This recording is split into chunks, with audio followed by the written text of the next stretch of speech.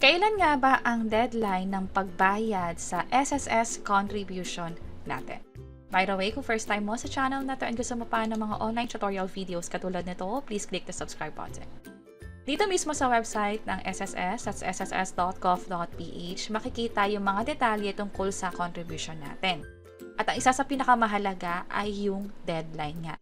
Lalo kung may hinahabol tayo para makuha yung loans or benefits natin katulad ng sickness, maternity, mahalaga na magbayad tayo on time. At may kanya-kanyang deadline para sa mga employer, para sa mga household employer na rin, self-employed voluntary members at non-working spouse. Maging sa OFW, meron ding karampatang deadline. Mamaya, mas i-check pa natin sa portal natin dito sa SSS kung kailan ba talaga yun nagpapakitang deadline. Balikan natin to very quick. Mag-focus tayo sa mga self-employed voluntary members, non-working spouse, or household employer. Basically, yung tayo mismo yung nagbabayad. Para kasi sa mga empleyado sa gobyerno at mga private companies, yung HR na ninyo ang bahala para dyan. So, balik tayo para sa mga voluntary members na hindi OFW. Ang deadline niyan ay yung last day of the month following the quarter na binabayaran mo. Although may details dito na following the applicable month or calendar quarter, ang nakikita ko kasi sa system ay yung the following month nga ng quarter. So, anong ibig sabihin nito? Mas maganda i-check natin yung kalendaryo na parang ganito. Merong 4 na quarter sa loob ng isang taon. Basically, hinati lang sa 4 yung buong taon. So, yung unang quarter, January hanggang March. Yung pangalawang quarter naman ay yung April hanggang June. Yung third quarter, yung July hanggang September. At yung last quarter ay yung natitirang buwan hanggang December. So, kung ang babayaran mo ay any of this month, ang deadline niyan ay yung last day of the following month. At ang following month niya ay April. At ang last day nga ng April ay April 30.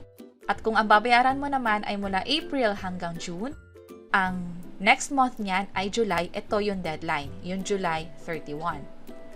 Which is ito naman yan. So, ganun din sa quarter 3, kung alin man sa buwan na to ang babayaran mo, ang deadline ay October, yung last day nito.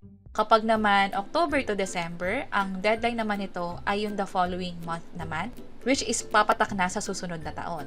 So, para mas maintindihan natin, punta tayo sa portal, umpisa mag-login muna tayo, and then i-enter dito yung OTP. Either sa Google Authenticator or yung ma-receive na OTP sa SMS.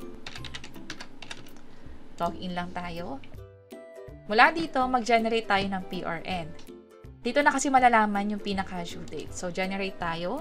Tulad ng sabi ko kanina, yung first 3 months, ang deadline niyan ay yung April 30. So, i-check natin kung mangyayari nga yan.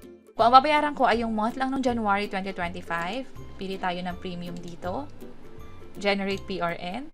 At ang deadline niya na makikita natin ay April 30, which is totoo nga. Kung alin man yung bayaran mo dito, the following month, yung magiging deadline niyan, yung last day nito. At kung makikita nyo, yung April din dito, ang due date naman niya ay July 31, which is second quarter siya. Ang deadline naman nito ay yung the following month naman. Kung mag-generate naman ako ng September, piliin natin dito. Generate PRN. Dapat ang deadline nito ay October na.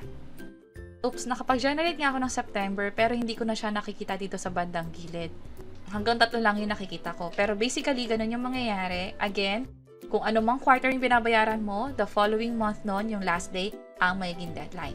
Pero, paano naman kung yung deadline ay pumatak sa holiday o di naman kaya yung deadline ay nasa weekends pala, Sabado o Linggo? Anong pinakamangyayari? Sabi dito sa website ng SSS na kung sakali na yung deadline ay nag-fall nga sa mga holiday or weekends, yung payment ay pwede pa rin tanggapin until next working day.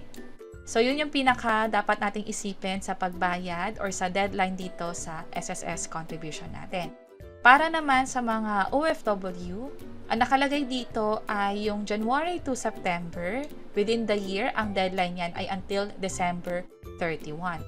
So, halimbawa, kung ang babayaran mo ay alinman sa mga ito, ang magiging deadline na niya ay yung sa December.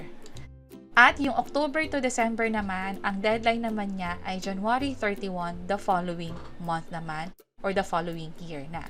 So, kung titingnan natin, kung ito naman yung babayaran mo, yung susunod na taon, yung January, last day, yun na yung pinakamayiging deadline. So sana nalinawan tayo sa deadline pagdating dito sa SSS contribution. Kung sakaling mag-miss tayo sa deadline, hindi na natin ito mababayaran. Unlike sa mga employer na nagpapasahod, pwede pa rin bayaran. Yun nga lang, may kaukulang penalties na. Iyon. At isingit ko na rin very quick dito sa SSS online account. Pwede nyong makita yung contributions ninyo. So check nyo yung view contributions. Katulad nito, late ako nagbayad or hindi ko talaga naabutan yung deadline. That's why nag-miss na ito. Hindi ko na ito pwedeng bayaran. Pero yung iba na nakaabot pa ako sa deadline, pwede pa. At idagdag ko na din na just in case na alam nyo nagbayad kayo for that month pero nakikita nyo ay 0, possible nagkaroon ng issue. Pwede kayong mag-report sa SSS mismo para ma-investigate yung issue. Also, kung empleyado kayo, bago kayong mag-reach out sa SSS, mas maganda na makipag-usap muna kayo sa HR ninyo o sa boss ninyo para malaman nila kung ang issue ba ay company side or sa side ng SSS. At para sa iba't ibang mga tutorial videos, pwede nyo nang i-check itong mga nasa baba. Sana makatulong and see you sa mga next videos. Bye-bye!